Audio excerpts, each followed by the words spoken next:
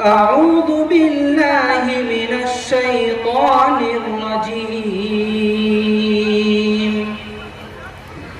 بسم الله الرحمن الرحيم.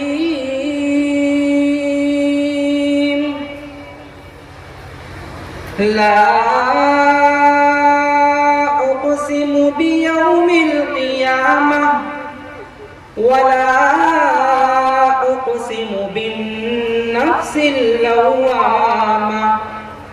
أيحسب الإنسان أن لن نجمع عظامه بلى قادرين على أن نسوي بنانه بل يريد الإنسان ليفجر أمامه يسأل أيان يوم القيامة فإذا برق البصر وخسف القمر وجمع الشمس والقمر يقول الإنسان يومئذ أين المفر كلا لا وزر إلى ربك يومئذ المستقر ينبأ الإنسان يومئذ بما قدم وأخر بل الإنسان على